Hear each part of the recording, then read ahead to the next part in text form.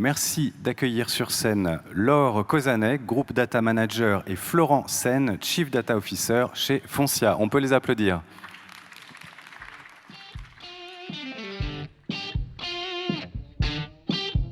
Alors Foncia est un réseau de plus de 600 agences spécialisées dans l'administration de biens, la gestion de copropriété et la gestion locative, et également dans la transaction immobilière.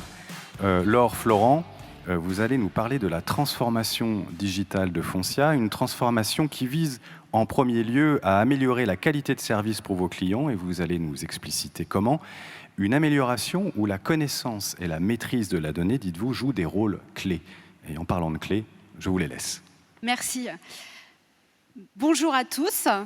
Donc, nous, on est ravis avec Florent d'être là parmi vous. Quand Alain nous a proposé de participer à ce témoignage, on a vraiment sauté sur l'occasion parce que pour nous, c'était important de parler de notre culture data dans notre transformation digitale du groupe. Et la preuve en est, c'est déjà la création de nos 2 postes. Il y a 2 ans, on n'était pas là, on n'était pas chez Foncia. Donc Florent nous a rejoints chez Foncia il y a moins d'1 an. En tant que CDO du groupe dans les équipes digitales. Et moi-même, en tout cas en tant que data manager du groupe dans l'équipe risque et conformité. C'est comme ça que ça... Excusez-nous, je ne sais... Voilà. On va vous parler un petit peu du groupe Foncia. Donc le groupe Foncia, il faut savoir qu'on a vraiment 3 corps d'activité importants, qui est la gestion de syndic, la gestion locative et la transaction immobilière. Et on gère à peu près 3 millions de clients. Et on est exactement donc on est répartis donc en France, là où est le cœur de notre activité, en Allemagne, en Belgique et en Suisse. Et on a de nombreuses filiales, dont Assurimo, Constatimo, E7 et encore d'autres. Les ambitions, en fin de compte, de Foncia ont été les suivantes. C'est qu'à un moment, on s'est posé, on a dit on gérait des biens immobiliers. On faisait que ça. Et derrière chaque bien immobilier, il y a un client. Et on a recentré, en fin de compte, le client au sein de notre activité et le dire il faut qu'on soit son partenaire particulier pour les accompagner durant toute leur vie, que ça soit du premier appartement que je peux avoir, de la première vente de ma maison ou valoriser mon patrimoine immobilier. Pour arriver à cette mission qu'on s'est donnée, il faut qu'on ait les bonnes ambitions. Et donc, dans nos ambitions, nous, il est important d'être déjà un acteur reconnu et référencié dans le domaine du service immobilier, mais aussi être reconnu pour sa qualité de service et l'innovation que nous pouvons proposer à nos clients. Et donc, pour arriver à cette ambition-là, on a commencé depuis 3 ans à se lancer dans une transformation digitale du groupe. Et je vais laisser la main à Florent pour vous l'expliquer. Merci beaucoup Laure et bonjour à tous. C'est donc dans le cadre de l'ambition que vient de décrire Laure que s'inscrit la transformation digitale du groupe Foncia. Alors, quand on pense immobilier et notamment métier de syndic, on ne pense pas forcément à un secteur digital et innovant. Mais pourtant, c'est bien la volonté de Foncia de devenir une entreprise technologique. Cette vision, elle a commencé avec l'arrivée de Philippe Salle à la tête du groupe fin 2017, qui a fait ce souhait que Foncia devienne une entreprise technologique centrée sur ses clients, comme l'a précisé Laure. Cela passe pour Foncia par 3 piliers pour révolutionner sa relation avec ses clients. Un premier pilier autour de la numérisation. On parle ici de numérisation des documents et des parcours, c'est-à-dire moins de documents envoyés, moins de courriers envoyés, plus de signatures électroniques, plus de paiements dématérialisés, bref, de quoi coller complètement au nouveau mode de vie. Un deuxième pilier autour de la réactivité. C'est là souvent une critique adressée aux syndics. L'objectif pour nous est d'automatiser les parcours à faible valeur ajoutée afin de laisser nos collaborateurs se concentrer sur les parcours à plus forte valeur ajoutée et à la relation avec leurs clients. Et le troisième, la transparence, où ici on parle d'une transparence totale avec le partage à l'ensemble de nos clients des documents auxquels ils doivent avoir accès et tout cela en temps réel. Le cap paraît donc clair pour Foncia, mais pourtant nous avons vite remarqué qu'il y allait avoir une limite à cette volonté de changement. Et cette limite, c'était le système informatique existant. Pour avancer, nous avions notamment besoin d'un outil de gestion plus performant, plus solide, plus moderne. C'est la raison pour laquelle nous avons fait le choix chez Foncia de construire en interne notre propre ERP.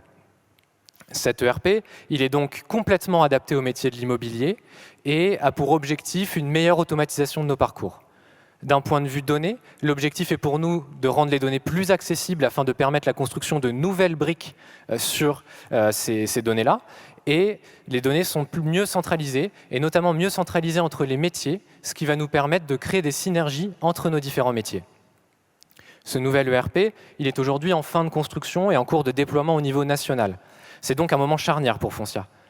Et c'est ce point de bascule qui explique l'importance d'une stratégie data, de l'élaboration d'une stratégie data dans ce moment si particulier pour notre entreprise. Et je vais laisser Laure vous en parler plus. Donc, comme on vous a expliqué, vraiment la gestion, la stratégie data, ça fait pas très longtemps qu'elle est mise en place chez Foncia. Et donc, il fallait qu'on rattrape un peu un retard, mais surtout qu'on simplifie. Ce qui était important pour nous, il y a 3 mantras. C'est de connaître, maîtriser et valoriser notre donnée. C'est vraiment 3 piliers importants. Quand on veut connaître, pour nous, on s'est dit, il faut vraiment qu'on identifie et qu'on cartographie les données de notre entreprise. Qu'on ait vraiment un langage où on parle, on partage entre nous, que ça soit autant l'IT, le métier, le réseau. Ensuite, quand on connaît ces données, on peut lui mettre une deuxième couche où on peut le maîtriser. Et c'est là qu'on peut faire intervenir un petit peu sur mes données personnelles. Est-ce que j'ai des données personnelles? Où elles sont stockées? Au niveau de la sécurité de mes données. Je peux aussi aider sur la qualité de ma donnée avec son lineage. Et quand je peux connaître et maîtriser, c'est plus facile pour nous de valoriser et être dans notre construction d'innovation qu'on veut donner et améliorer les parcours de nos clients, mais aussi les parcours de nos gestionnaires et améliorer les process.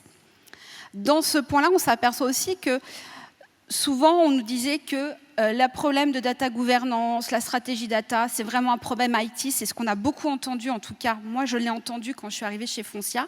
Et on s'est très vite vu que c'était l'enjeu de tous et qu'ensemble, au sein du groupe Foncia, que ce soit le réseau, le métier, l'IT, les fonctions transverses, on pouvait amener une stratégie et arriver à cette qualité et à l'objectif qu'on veut mener. Et donc, pour arriver à ça, on s'est dit, il nous faut un outil, parce que nos petits fichiers Excel, ça ne nous suffisait pas. Et donc, on a fait vraiment un benchmark avec plusieurs entités. On s'est rassemblés, que ça soit la conformité, le risque, le métier, l'IT, le digital, pour vraiment mettre 3 grands niveaux, dire qu'est-ce qu'on a besoin pour avoir un outil qui nous aide à mettre en place notre stratégie d'entreprise et de data. Donc là, sur le niveau du réglementaire, on s'est dit qu'il faut vraiment identifier les données personnelles. Est-ce qu'on répond aux obligations RGPD? Au niveau de la qualité de la donnée, maîtrise des cycles de vie, les impacts, le stockage aussi et la sécurité de nos données. Besoin métier, il y avait vraiment ce côté de est-ce qu'on a un glossaire métier où on peut centraliser, que tout le monde puisse avoir accès à l'information facilement et collaborer entre services. Ça, c'était vraiment un point essentiel qu'on a reconnu. Et côté IT, ça, c'est les problèmes, c'est qu'on a un SI qui a vécu, il y a plusieurs technologies. Est-ce qu'en fait, l'outil sera compatible avec tout le système informatique que nous avons? Est-ce qu'il sera compatible avec le nouvel système informatique que nous mettons en place? Il y a aussi au niveau du recensement, est-ce dynamique? Parce que les mises à jour, est-ce qu'elles sont faciles ou pas? Au niveau du run? Et qu'on maîtrise cette cartographie. Après plusieurs réflexions, donc, on a choisi l'outil de Data Catalogue de chez Talend qui, pour nos critères, nous convenait. Et on va vous faire part un petit peu des use cases qu'on a commencé à mettre en place au niveau. Donc nous, on a commencé, donc le Data Catalogue est arrivé donc, chez Foncia au mois de janvier, donc c'est tout récent. Et on a commencé à dire quels sont à peu près les use cases, les problématiques que nous avons rencontrées. Une des problématiques qu'on a constatées, ça a été d'un langage commun. Quand je suis arrivée chez Foncia, on me parlait d'entités, on me parlait de sociétés, d'établissements, d'agences, de cabinets. Et je me dis, mais ce sont des choses différentes. Et non, c'était des services qui utilisaient des termes différents, mais qui avaient la même définition. Donc, on s'est contacté, on a regardé un petit peu et on s'est dit, on a défini des termes qui étaient vraiment les bons pour Foncia. Le deuxième point était, maintenant où je vais centraliser cette information pour que tous les collaborateurs puissent avoir accès et puissent avoir cette même définition. Donc nous, un des cas que nous avons, c'est donc sur le data catalogue, on a mis un glossaire métier. Ce glossaire métier nous permet d'avoir une définition métier. On est vraiment sur qu'est-ce que c'est qu'une assemblée générale, qu'est-ce que c'est qu'une société. On peut aussi mettre les catégories, quelles sont les entités ou les personnes qui peuvent utiliser cette donnée qui en ont besoin. On peut taguer si c'est une donnée personnelle. On peut aussi voir les synonymes. Un cabinet est égal à une société chez nous. Donc ça, c'est des points importants pour qu'on puisse parler du même langage. Là, c'est un premier point. Un autre cas aussi qu'on s'est aperçu, c'est que vu qu'on est vraiment dans cette création d'un nouvel ERP, c'était la collecte d'informations et le savoir aussi de personnes qui pouvaient partir de l'entreprise, mais aussi l'intégration plus rapidement de nos collaborateurs qui arrivaient. Et c'est là que, grâce au data catalogue, on peut dire qu'une table a tel attribut et mettre les règles de gestion qui sont en adéquation avec et pouvoir facilement documenter en fin de compte tout notre nouvel ERP, mais aussi les systèmes existants aussi et de voir les liens qui existent entre les deux. Donc ça, c'était les premiers cas d'usage qu'on avait sur la connaissance de notre données. Ensuite, pour nous, il est très important chez Foncia que la partie risque réglementaire et donc la RGPD soit prise en compte dès le début de nos réflexions. Et donc, comment on peut identifier facilement des données personnelles pour pouvoir ensuite utiliser et pouvoir appliquer la réglementation. L'accès aux données, savoir que j'ai une donnée personnelle. Ce qui est bien avec Data Catalogue, c'est que si je mets le mot client, je peux savoir exactement où sont stockées les données clients dans mon système, savoir en plus que c'est une donnée personnelle et donc ça va m'aider à faire des purges et à optimiser en fin de compte toutes les évolutions réglementaires. De la même façon, si on a ce lineage qu'on peut retrouver avec les risques et conformités, donc la RGPD, on peut arriver sur la qualité de la donnée. Et là, je vais laisser la main à Florent pour en parler.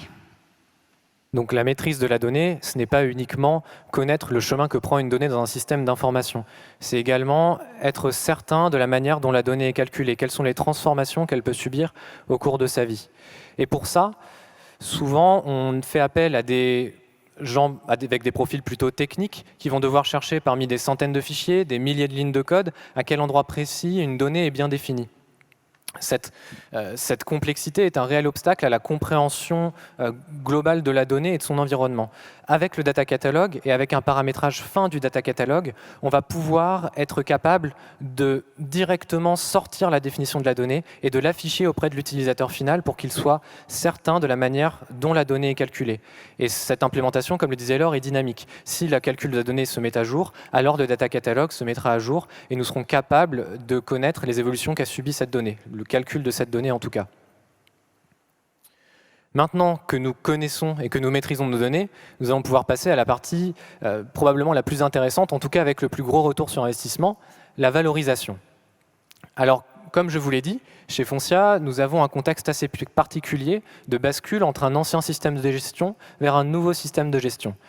Cette migration, vous pouvez comprendre qu'elle est complexe, étant donné que l'outil vers lequel nous allons est nouveau et l'ancien est plus ancien, mais également avec un nombre de sachants relativement limité. Nous avons donc remarqué que ces sachants devenaient en quelque sorte un goulot d'étranglement pour la vitesse de nos développements.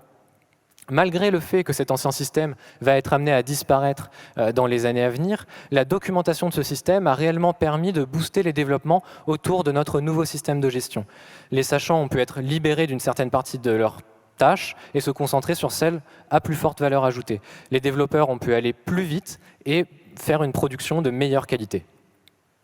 La documentation, elle ne s'arrête pas uniquement à cette partie de migration entre les deux systèmes, elle va aussi à l'intégration de notre nouveau système dans l'environnement applicatif. Vous pouvez bien imaginer que toutes les applications qui sont déjà documentées vont avoir des connexions facilitées avec notre nouveau système et donc encore une fois nous permettre d'aller plus vite dans la connexion du nouvel outil de gestion. Enfin, ce nouvel ERP, ce n'est pas parce qu'il n'est pas terminé qu'on ne peut pas commencer à le documenter. Déjà parce que c'est probablement le meilleur moment pour le faire, puisque tous les sachants sont encore là, la connaissance est fraîche, c'est donc un moment idéal pour documenter. Mais en plus de cela, toute nouvelle documentation va nous permettre de construire des nouvelles briques par-dessus le nouvel ERP, des add-ons alors que l'ERP lui-même n'est pas complètement terminé. Et chez Foncia, c'est la stratégie que nous avons adoptée, et nous avons d'ores et déjà sur ce nouvel ERP certaines briques qui permettent des choses qui jusqu'alors étaient impossibles ou alors très compliquées. Des choses relativement simples, comme par exemple la construction d'une brique analytique nous permettant de creuser la donnée du macro jusqu'au micro et facilitant la prise de décision, et des modules plus complexes, comme des projets de vision client 360 que nous avons, nous permettant d'agréger l'ensemble des contacts que nous avons avec nos clients, et également d'avoir une vue transverse sur ces clients à travers nos métiers, transactions, administration de biens, et de créer les synergies que nous souhaitons créer entre ces métiers. Alors ce sont là deux cas d'usage. Vous pouvez imaginer que nous en avons bien d'autres à venir, mais ce sont déjà ceux qui ont été permis grâce à ce nouveau système et à sa documentation. À travers ces quelques cas d'usage, nous espérons que nous avons notamment insisté sur quelques points qui nous paraissent importants dans le cadre de la data gouvernance. Le premier point, c'est que la data, c'est l'affaire de tous. Informatique, métier, risque et conformité, sécurité, marketing, RH, tout le monde est concerné par la data, tout le monde a son rôle à jouer autour de la data. Et c'est donc important que toutes ces parties prenantes agissent pour la construction, pour la co-construction de la stratégie data. Vous le comprenez, c'est donc quelque chose qui va prendre du temps. Aujourd'hui, chez Foncia, nous sommes en cours de mise en place de cette stratégie. Il faut noter qu'il y a ce temps de construction, mais il y a également le temps d'acculturation des collaborateurs. Certains ne sont pas habitués à être des parties prenantes de la data, ils ne sont pas sensibilisés à leur importance, c'est un travail à effectuer. En plus de cela, lorsqu'on fait le choix comme nous de nous outiller, il ne faut pas minimiser le temps de mise en place technique de cet outil. Comme on le dit souvent, il n'y a pas de mauvais outils, il n'y a que des mauvais ouvriers. Si on minimise le temps de mise en place, si on n'inscrit pas l'outil dans une stratégie, si on n'investit pas autour de l'outil, si on ne le fait pas vivre, alors l'investissement dans l'outil sera un investissement qui, pour moi, sera perdu. Mais, pour terminer tout de même sur une note positive, ce que nous remarquons chez Foncia, c'est que le retour sur investissement commence déjà à être là. Tous les investissements réalisés autour de la documentation, de la data gouvernance commencent à payer, et nous sommes convaincus que cela ne fera que s'améliorer au cours du temps. Et pour résumer en une phrase la recette autour de la data gouvernance chez Foncia, je dirais que l'idée est de prendre une stratégie, de l'outiller convenablement, de l'outiller de la manière la plus adaptée, et derrière, d'y insuffler l'énergie nécessaire pour faire prendre vie à l'ensemble. Et lorsqu'on réalise toutes ces actions, alors on peut créer et imaginer des choses qui jusqu'alors paraissaient complètement impossibles. Merci à tous. Merci beaucoup. Vous avez des questions, n'hésitez pas. Oui, justement, on va passer aux questions. Alors, je voulais vous remercier à nouveau d'être venu physiquement ici à ce salon Big Data et AI Paris.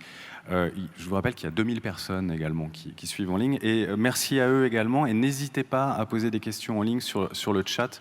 On s'en fera le relais. En attendant, y a-t-il des questions dans la salle sur ce retour d'expérience? Une question à ma droite, monsieur, ici. Une question pour madame au milieu, ici également. Ah, et une question, 3 questions. Voilà, on a nos 3 questions. Peut-être madame avant, si ça ne vous dérange pas.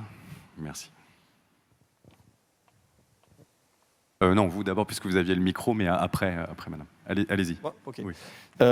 Moi, j'avais une question par rapport à finalement l'embarquement des métiers dans toute la démarche. Donc, vous avez pu le dire que la démarche, ça concerne l'IT, mais aussi les métiers.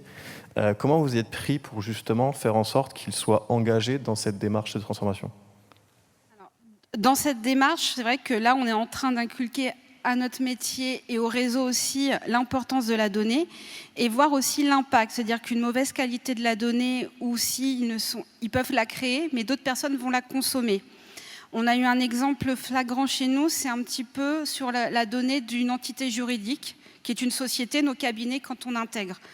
Une entité qui est justement le service comptable et juridique qui ne sont pas du tout embarqués sur ces notions-là, ont vu par eux-mêmes que s'ils renseignaient mal, si on ne mettait pas à jour correctement cette donnée et si on ne la comprenait pas, eh ben, il y avait des conséquences énormes. Et on a mis en avant aussi l'impact que ça pouvait donner.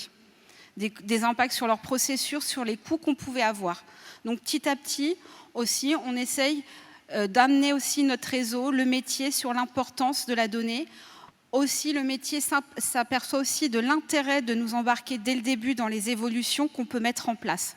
Donc c'est tous les jours, chacun de nous qui doit aussi rappeler l'importance. Donc c'est vrai qu'on est au début, ça prend du temps et on espère justement aussi avec ce glossaire métier de pouvoir embarquer le plus de personnes possible et être un bon réflexe. Merci. Donc, madame ici, n'hésitez pas à vous présenter. J'ai oublié de vous rappeler à chaque fois de vous présenter. Oui, bonjour, merci pour cette excellente présentation. Je vois que vous êtes au début, mais à ce jour, qu'est-ce qui vous paraît être le plus compliqué en termes d'adhésion et en termes d'implémentation? Merci.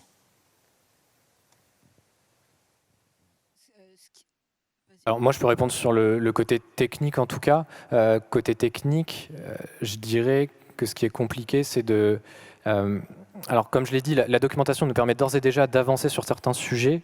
Cependant, le terrain reste mouvant et donc il faut être assez agile et s'adapter directement aux modifications des systèmes sous-jacents qu'il peut y avoir. Et donc vraiment identifier des parcours qui sont peut-être plus stables que d'autres, travailler sur ces parcours-là, avoir l'adhésion du métier sur ces parcours-là et aussi avoir une méthode de petits pas où on embarque le métier, on prouve la valeur ajoutée assez rapidement et derrière, comme ça, on va avoir l'adhésion et ça va devenir de plus en plus facile de travailler avec eux. Je vais compléter ce qu'a dit Florent. En fait, on a commenté sur un périmètre qui était vraiment donc déjà notre nouvelle ERP et petit à petit, on essaye d'embarquer des nouveaux métiers, des nouvelles entités et pour leur montrer, dans leur cas précis à eux, quelle est l'importance de cette connaissance. Et on l'intègre à ce qu'on a déjà implémenté. Comme ça, ils voyaient aussi les résultats. Et aussi, on commence à avoir des réflexes. Ça veut dire que quand il y a une personne qui arrive et qui dit « je voudrais savoir les données, qu'est-ce que constitue un client ?» ce qu'on a eu pour le marketing, directement, on leur dit on donne les accès au data catalogue et va voir par toi-même. Regarde aussi l'information. Et c'est comme ça qu'on arrive un petit peu mieux à les embarquer et qu'ils comprennent que c'est important de documenter et de connaître notre donnée. Merci. Et donc, une troisième question avec monsieur en haut. Donc bonjour, Fabrice Descamps, Crédit Agricole Consumer Finance. Donc j'ai une question à laquelle vous avez déjà répondu précédemment, je pense, pour justement mesurer, l'efficacité de votre stratégie data, de votre gouvernance. Avez-vous défini des indicateurs de performance de votre stratégie ? Comme on l'a précisé tout au début, nous, on vient seulement de la mettre en place. Donc, tant qu'on ne connaissait pas bien nos données et les premiers périmètres qu'on avait, c'était délicat de mettre des indicateurs. Là, justement, c'est notre deuxième phase, c'est commencer à mettre nos indicateurs pour pouvoir mesurer justement la performance et le run. Et pouvoir améliorer aussi notre service. Comme l'a précisé Florent, on est vraiment en agilité aussi. On essaye d'accompagner et d'améliorer au fur et à mesure notre stratégie. Je n'ai plus le son. Oui, donc, pardon. Donc, effectivement, là, vous êtes au début, donc vous allez pouvoir mesurer là où vous êtes aujourd'hui, ce qui permettra plus tard de savoir votre progression et vous arriverez. Tout à fait. D'accord. Merci beaucoup. Merci beaucoup pour ce témoignage. Je pense qu'on peut vous applaudir. Merci. Merci d'être venu Merci à tous. Nous voir. Et si vous avez des questions, n'hésitez pas aussi à aller voir le stand Talent aussi qui nous ont accompagnés sur cette démonstration. Est-ce que vous avez le numéro du stand ou pas ? H40 ou A40 En tout cas, Talent, vous trouverez, il n'y aura pas de problème. H40, voilà. Merci beaucoup. On peut vous applaudir encore.